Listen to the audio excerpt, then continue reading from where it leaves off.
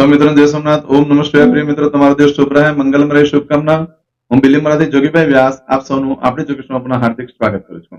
મિત્રો, આજરોજ જોઈશું આજનું શુભ પંચાંગ. આજે તારીખ છે 7/12/2024 ને શનિવાર.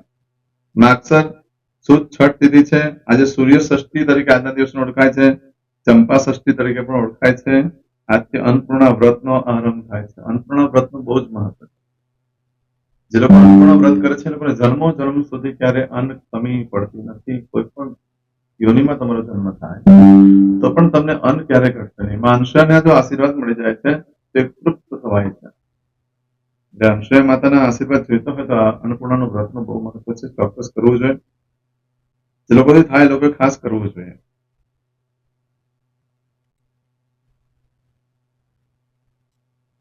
આજે મિત્ર સપ્તમી તરીકે પણ આજના દિવસમાં ઓળખવામાં આવે છે. આજે જે બાળકનો જન્મ થાય છે એની તિથિ ગણાય છે છઠ. આ છઠ તિથિ આજે 11:07 પૂર્ણ થઈ જાય છે અને ત્યાર પછી જે બાળકનો જન્મ થાય એની સાતમ તિથિ ગણાય છે. આજે જે બાળકનો જન્મ થાય છે એનું નક્ષત્ર ગણાય છે ધનિષ્ઠા.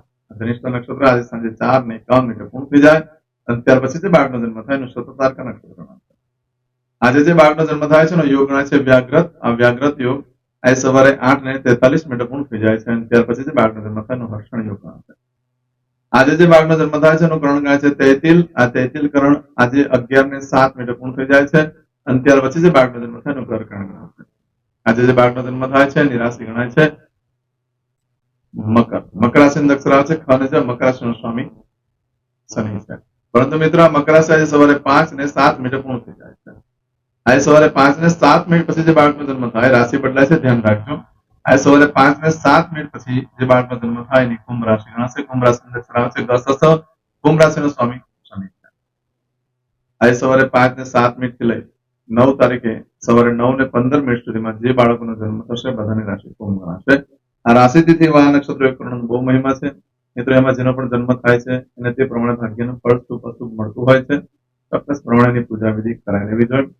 આજે જે કોઈ મારા સબસ્ક્રાઇબ મિત્રની વર્ષગાંઠ છે, મારા ઘર પરિવારમાંથી કોઈ પણ સદસ્યની વર્ષગાંઠ છે, એ બધાને મારી ઘણી ઘણી શુભકામના. તમારા જીવનમાં ખૂબ પ્રગતિ થાય. ભગવાન શંકર તમારી બધી મનોકામના પૂર્ણ કરે એવું સોમનાથ દાદાને પ્રાર્થના. આજના દિવસે ખાસ કરીને જે મારા સબસ્ક્રાઇબ મિત્રો છે, મારા ઘર પરિવારમાંથી સદસ્યો છે, એ લોકો આજનું શુકન કરી લો એટલે જેથી કરીને તમારું આખું વર્ષ સુંદર રીતે વ્યતીત થાય. આજના દિવસે તમે કોઈ પણ ઇન્ટરવ્યુ આપવા જઈ રહ્યા છે, કોઈ નોકરી ધંધા માટે જઈ રહ્યું છે, કોઈ આજે પરીક્ષા આપવા જઈ રહ્યું છે, કોઈ યાત્રા પ્રવાસ માટે જઈ રહ્યું છે, કોઈ આજે જાન લઈને જઈ રહ્યું છે, કોઈ વિદેશમાં જઈ રહ્યું છે, આજે કોઈનું ઓપરેશન હોય, કોઈની ડિલિવરી હોય, આજે કોઈની સગાઈ હોય શકે, કોઈની છઠ્ઠીની પૂજા, કોઈ રમત ગમતમાં ભાગ લેવા જઈ રહ્યું છે, આના સિવાય કોઈ પણ કાર્યનો આરંભ કરવા જઈ રહ્યા તે બધા જ કાર્યમાં તમને દિવ્ય સફળતા પ્રાપ્ત થાય એવી હું સોમનાથ દાદાને પ્રાર્થના કરું છું. આજના દિવસે આજનું સુગન કરીને જજો તો સારી સફળતા મેળવી શકશો. એમ તો આજે શનિવાર છે. શનિવાર દિવસે ખાસ કરીને ઘરમાં જે વડીલ વૃદ્ધ વ્યક્તિ હોય તેને વંદન કરીને જવું જોઈએ. આજના દિવસે ભિક્ષુકને ભોજન કરાવવું જોઈએ. આજના દિવસે જે ગરીબ વ્યક્તિ હોય તેને દવા દારૂની મદદ કરવી જોઈએ. એ લોકોને સારો મેડિકલ ખર્ચ આપવો જોઈએ. તો એનાથી શનિદેવ ખૂબ પ્રસન્ન થાય છે. જરૂરિયાતમંદ વ્યક્તિને મદદ કરવાથી શનિ મહારાજની કૃપા પ્રાપ્ત થાય છે અને શનિદેવની જેના પર કૃપા થાય એની પર લક્ષ્મીની વર્ષા થતી હોય છે. શનિદેવની કૃપા જોઈતી હોય તો આવી રીતે જે લોકો મજબૂર છે, જે પોતાનું કરી શકે એમ નથી, એને મદદ કરો. એમાં પશુ પણ આવી જાય અને મનુષ્ય પણ આવી જાય છે. એટલે તમે કોઈને પણ આવી રીતે મદદ કરી શકો છો. એ લોકોને અન્ન પાણી દાન કરી શકો છો. આજે ઘરે નીકળો છો ત્યારે વડીલ વૃદ્ધ વ્યક્તિને વંદન કરો અને દેવસ્થાનમાં પગે લાગીને ભગવાનને પ્રાર્થના કરો, હું જે કાર્ય કરવા જઈ રહ્યો છું અમારી સાથે, તો સારામાં સારી સફળતા મળશે. આમ તો આજે શનિવાર છે, તો આજના દિવસે પણ એક ચોક્કસ શુભ સમય હોય છે. જે સમયગાળા દરમિયાન તમે કોઈ પણ પૂજા વિધિની ચાલુ કરો, છઠ્ઠીની પૂજા કરો છો, કે સગાઈ કરી રહ્યા છો, કે યાત્રા પ્રવાસ માટે નીકળી રહ્યા છો, કોઈ ઇન્ટરવ્યુ આપવા માટે જઈ રહ્યું છે, તો તેના માટે એક ચોક્કસ શુભ સમય હોય છે. તે સમયગાળા દરમિયાન તમે ઘરેથી પ્રારંભ કરશો તો સારી સફળતા મળશે.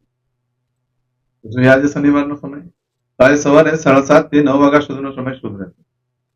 એ જ રીતે બપોરે 12 થી સાંજે 4:30 વાગ્યા સુધીનો સમય શુભ રહેશે અને સાંજે 6 થી સાંજે 7:30 વાગ્યા સુધીનો સમય શુભ રહેશે.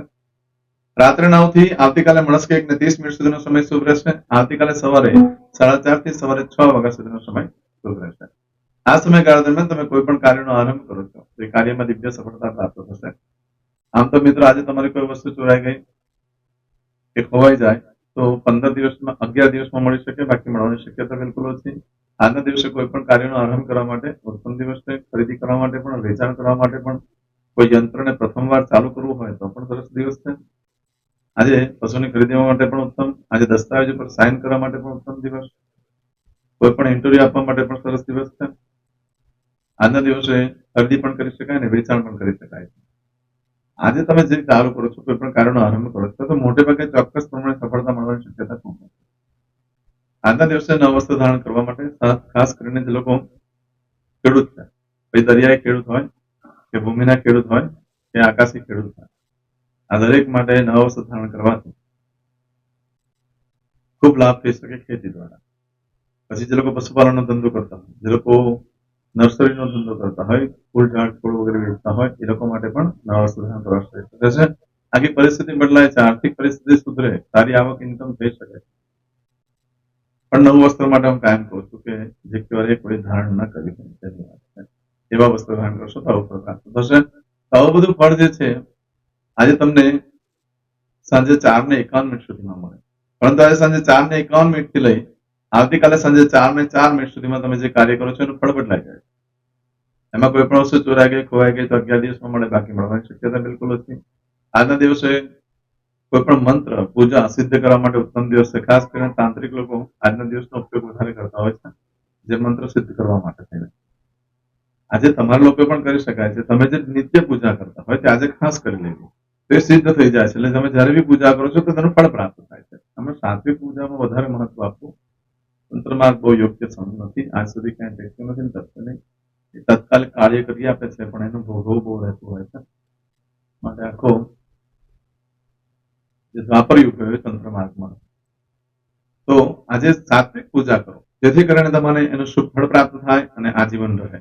આજે કોઈ પણ ખરીદી કરવા માટે પણ સારું, વેચાણ કરવા માટે પણ સારું, પણ ચોક્કસ પ્રમાણે ધ્યાન રાખવું.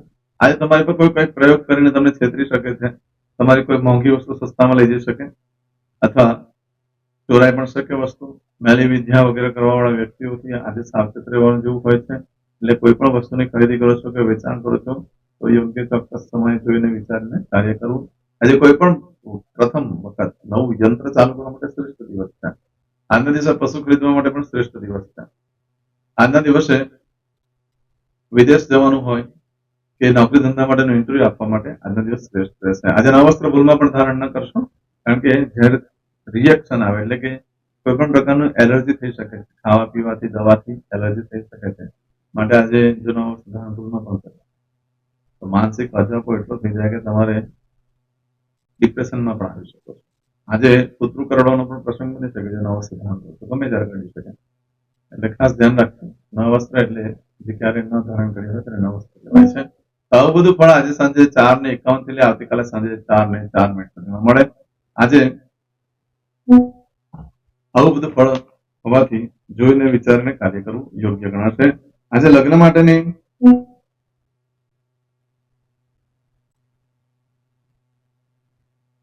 આજે લગ્ન માટેની કોઈ તારીખ, આજે લગ્ન માટે તારીખ આપેલ છે, લગ્ન થઈ શકે છે. આજે વાસ્તુ કરવા માટે પણ આજનો કોઈ સમય નથી, પણ કુંભગોળો મૂકી શકાય છે. સાંજે 4 વાગ્યા સુધીમાં મૂકી શકો છો. કુંભગોળો મૂકવાય તો મૂકી શકાય. આજે ખાસ મુહૂર્ત માટે કોઈ મુહૂર્ત નથી આપેલ. આજે કરશો આજનો સંકલ્પ, ચમચીમાં પાણી લઈ લો. અદ્યતન માસના માસોત્તમ પરમ પવિત્ર માર્ગશીર્ષ માસે શુભે શુક્લ પક્ષે ષષ્ઠીમ્યાયામ અંતર્ગત સપ્તમ્યાયામ મંદવા સર્વિત્તાયામ. હવે દરેક જણા પોતાનું સાચું નામ બોલી દો. તમારું ગોત્ર ખબર હોય તો ગોત્ર બોલી દેવાનું. પછી બોલવાનું છે અહમ, મમ, આત્મન, શ્રુતિ, સ્મૃતિ, પુરાણોક્ત, પુણ્ય, ફલ, પ્રાપ્તિ, અર્થમ, અપ્રાપ્ત, લક્ષ્મી, પ્રાપ્તિ, અર્થમ, પ્રાપ્ત, લક્ષ્મી, ચિરકાલ, સૌ, રક્ષણાત્મક, લોકેવા, સભાયામ, રાજદ્વારે, વ્યાપારે, વિદ્યા અભ્યાસે, દેશે વિદેશે, સર્વત્ર યશ, કીર્તિ, વિજય, લાભાદि, પ્રાપ્તિ, અર્થમ, मम अखिल कुटुंबस्य आयु आरोग्य ऐश्वर्यादि प्राप्ति अर्थम मम जन्म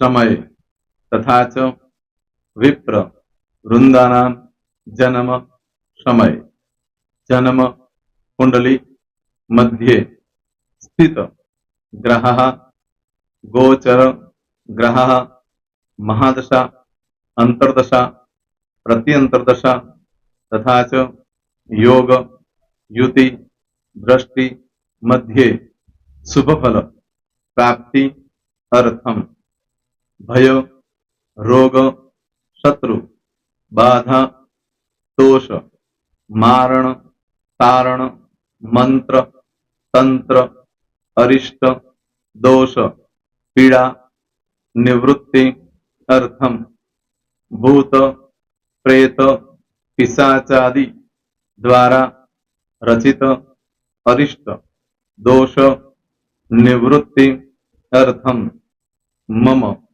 सकल मनवांछित फल और તમારા મનમાં જે કઈ ઈચ્છા હોય તે બોલી જવાનું.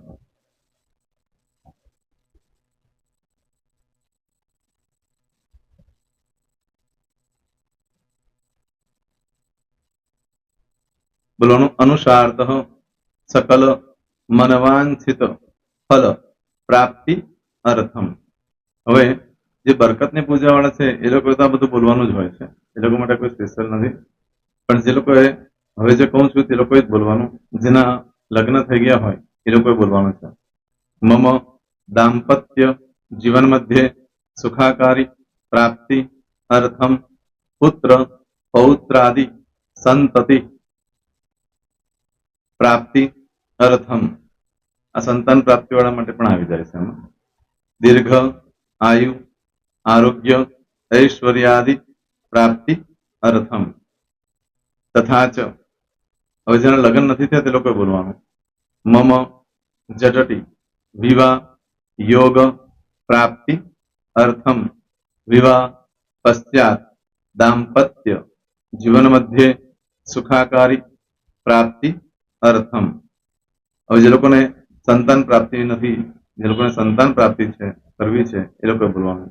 मम दाम्पत्य जीवन मध्ये सुखाकारी प्राप्ति अर्थम तथा च दीर्घ आयु आरोग्य ऐश्वर्यादि समन्वित संतति सुख प्राप्ति अर्थम. હવે જે અભ્યાસ કરી રહ્યા છો છોકરા વિદ્યાર્થીઓ છે તે લોકોએ બોલવાનું છે. મમ વિદ્યા અભ્યાસ મધ્યે ઉત્તરો ઉત્તર પ્રગતિ उन्नति सानुकूलता पूर्वक दिव्य सफलता प्राप्ति अर्थम. और जो लोग विदेश में जवा मांगता हो कि सीख में जवा मांगता हो, मतलब भारत देश ने बहार जने धंधो व्यापार करवा मांगता हो ये लोग अथवा विदेश जवा मांगता हो कायम माटे ए लोग बोलवानुं छे. मम जटटी विदेश गमन योग प्राप्ति अर्थम विदेश गमन कार्य मध्य सानुकूलता पूर्वक दिव्य सफलता प्राप्ति अर्थम. आरोग्य वाળા બોલવાનું છે, જેને આરોગ્યની પૂજા આપેલી હોય એ લોકોએ. એમ તો દરેક જણા જ બોલવાનું છે. બોલો મમ આયુ આરોગ્ય ऐश्वर्यादि प्राप्ति अर्थम.